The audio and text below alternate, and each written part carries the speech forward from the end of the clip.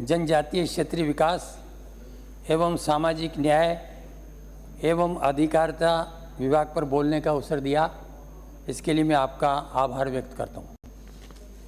सभापति जी, मैं अपनी बात डॉक्टर भीमराव अंबेडकर को नमन करते हुए करता हूँ कि बाबा साहब ने इस संविधान को लिख करके और जो SC ST OBC वालों को रिजर्वेशन दिलाया है, चाहे वो MLA बने चाहे वो MP बने, लेकिन शायद बाबा साहब नहीं होते, बाबा साहब का जन्म नहीं होता तो मैं समझता हूँ कि SC और ST और OBC वालों का कोई अस्तित्व नहीं होता। बाबा साहब का जीवन बहुत कठिन परिस्थितियों से गुजरा। उस टाइम की व्यवस्था ऐसी थी कि उनको पढ़ने के लिए भी दूर बिठाया जाता था, पानी भी नल से नहीं पिलाया जाता था। इन परिस्थितियों में बाबा साहब ने पढ़ाई करके और इतना हमारे समाज का गौरव हमें दिलाया। मैं उस टाइम के बड़ौदा नरेश को धन्यवाद देना चाहूँगा कि उन्होंने उच्च शिक्षा के लिए बाबा साहब को लंदन भेजा। वहाँ उन्होंने, मैं समझता हूँ कि आज भी भारतवर्ष के किसी भी SC ST OBC जनरल लोगों के पास इतनी डिग्रियां बाबा साहब के पास थी, इतनी डिग्रियां शायद किसी के पास आज भी नहीं। उन्होंने न सिर्फ सामाजिक समानता के खिलाफ लड़ाई लड़ी, बल्कि महिला सशक्तिकरण, यूनिफॉर्म सिविल कोड, मौलिक दायित्व के मुद्दों पर अपनी बात रखी।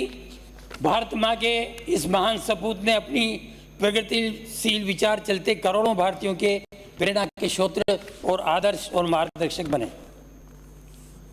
भारतीय जनता पार्टी वाले कहते हैं कि भाई 70 साल में आपने क्या किया, तो कांग्रेस ने जितना 70 साल में किया, आप लोगों को तो भी 15 साल या 16 साल का ही चांस मिला है।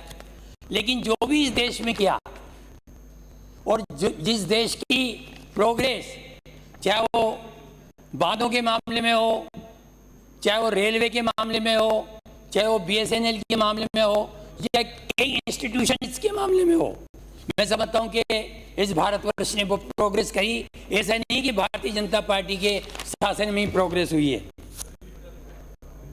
महोदय, मैं आपसे निवेदन करना चाहूंगा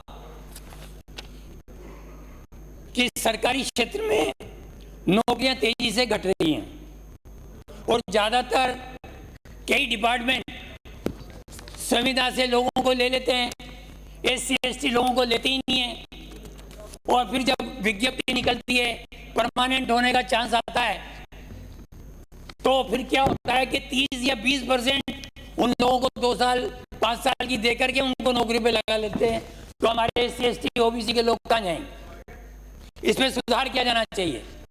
मैं गहलोत साहब से निवेदन करूंगा, समाज कल्याण मंत्री से, कि इस पे ध्यान दिया जाए, ताकि SC ST के लोगों को भी इन निजी संस्थाओं में, अभी हमारे यहाँ। कौन से गहलोत साहब को निवेदन कर रहे हो? ये गहलोत साहब अपने मंत्री जी अविनाश जी सदन में जो बैठे था, अभी गहलोत साहब का है।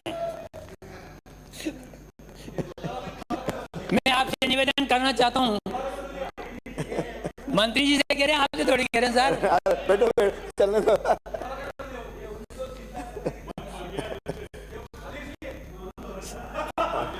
आदरणीय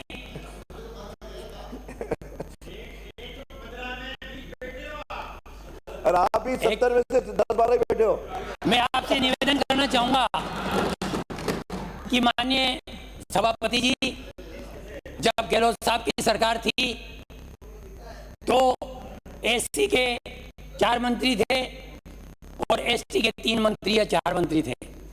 आज आपकी स्ट्रेंथ वो नहीं है, लेकिन मैं आपके माध्यम से ये निवेदन करना चाहूंगा कि आप SC ST के लोगों को प्रतिनिधित्व दें, तो शायद ये भी अच्छा होगा। आदिवासियों पर माननीय सभापति महोदय पिछले कई वर्षों से राजस्थान में दलितों आदिवासियों पर अत्याचार की घटनाएं लगातार बढ़ रही है।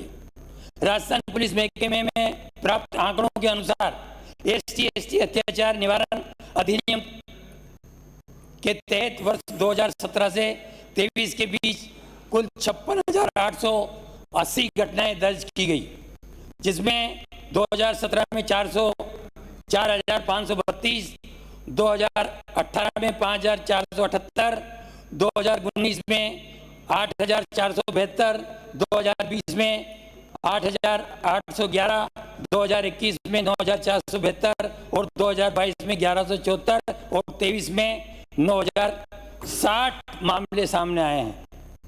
तो अपराधों की जो उससे ये बहुत ज़्यादा बढ़े। मैं आपका ध्यान मानिए आकर्षित करना चाहता हूं कि आज भी आजादी के 70 साल बाद भी दलित लोगों के मेघवाल बेरवाओं को गोली से उतार दिया जाता है और मूंछ रख लेते तो मूंछ पर उस पर ऑब्जेक्शन किया जाता है। तो मैं गहलोत साहब से निवेदन करूंगा कि इस टाइप के कड़े प्रबंध किया जाए और पुलिस के अधिकारियों को SP को और कलेक्टर को इस बात की हिदायत दी जाए कि इस टाइप के मामले ज्यादा ना हो। अरे आपको 1 मिनट ज्यादा दे दिया। और मानिए राधेश्याम बैरवा। ठीक साहब, धन्यवाद सर।